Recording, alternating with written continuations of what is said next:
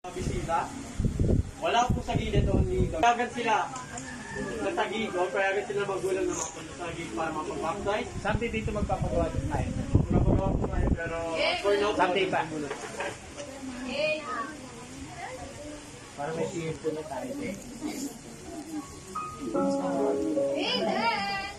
Una ho sa lahat, nais ko bilang bumati ng maligayang araw ng Panginoon. Isa nga po pala ako sa mga anak niya na tulad niyong magpahanggang ngayon ay tumuiman, tumutugon sa kanyang bawat salita at parangalan na kahit ikaw ay dapat mo kong mapakinggan. I have two questions na pinagkukunan ko ng pansin sa tanong to. At yun ay ang tanong na, sino nga ba ang nagmimistulang ilaw sa madilim mong mundo? O paano nga ba magliliwanag ang buhay na tinatahak mo? Kaya sa pagkakataong to, nais kong hiramin ng inyong mga tenga at kung ako'y inyong pakinggan. At makakuha kayo ng aral sa pagkatang tulong to, ay pinamagatan ko pong sa gitna ng kadiliman, mayroong Diyos na siyang ating liwanag. Amen. Mahirap, masalimuot, madilim, malungkot. Mayroong husga, mga sakit, hapdi at kirot, mga emosyon at pakiramdam na mahirap takbuhan. Ang hirap takasan at pakiramdam nating nilalaman na tayo ng kadiliman. Ganyan na ganyan ang ating pakiramdam, lalo na't noong mga araw na hindi pa niya tayo natatagpuan. Noon ay walang saya.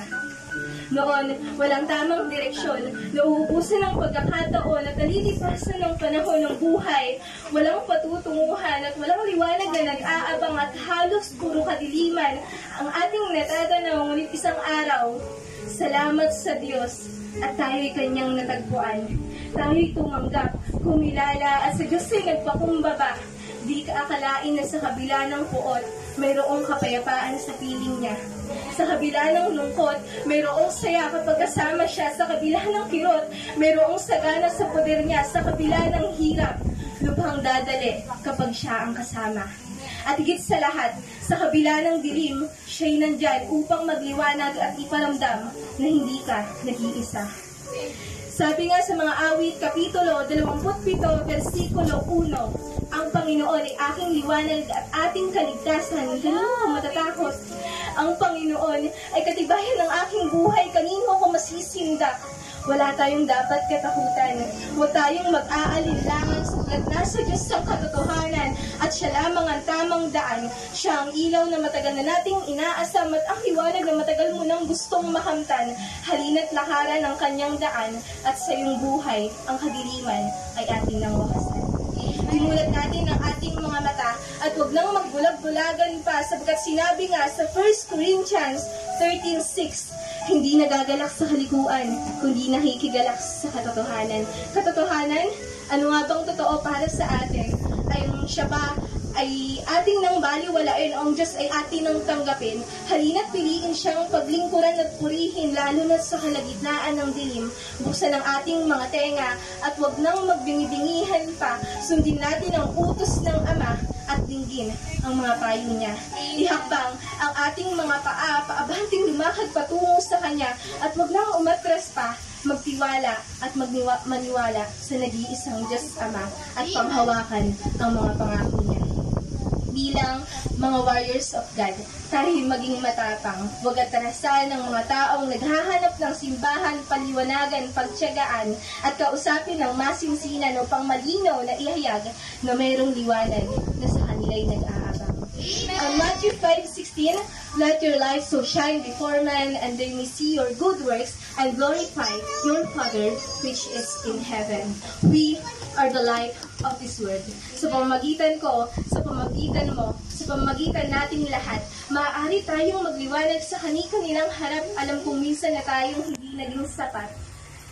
Ngunit nais kong sabihin sa inyo, kaya ngayon, tayo ay nandirito sapagat tayo ang karapat-dapat. Asahan mong didinggin ka niya, basta ang puso natin ay tapat.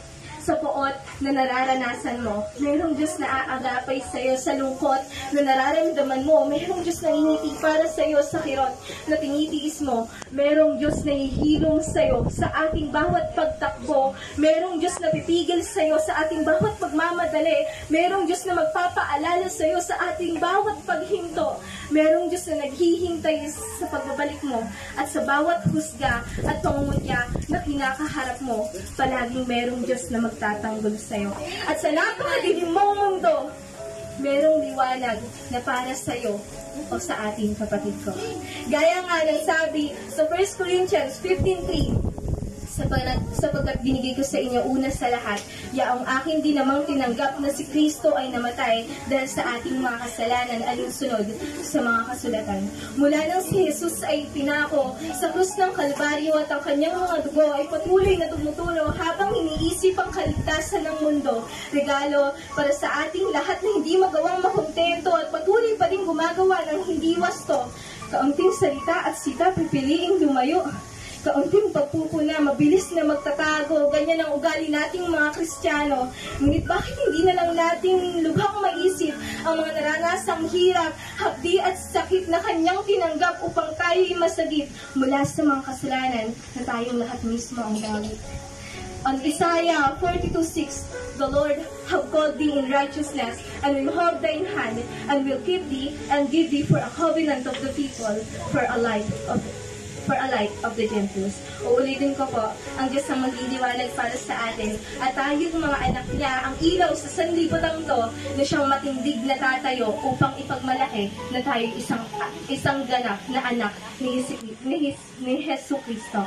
At para sa kauli-hulihan, nais ko pong sambitin sa inyo na huwag nating ugaliing matakot, sapagkat sa kabila ng kadiliman, ang Diyos ay parating nandyan upang magmisulang ating buhay at manining na ilaw. On John 1:4, in Him was life, and the life was the light of men. Muli, ako nga po pala si Sister Mariel, isang makatang naglalayag at patuloy na naniniwala sa isang katagang ang Diyos ay palaging nandyan, hindi niya tayo iiwan, at patuloy tayong aalalayan sa isang makitid na daan. Huwag ka lang bumitaw, at kapatid, magtiwala ka lang. Amen.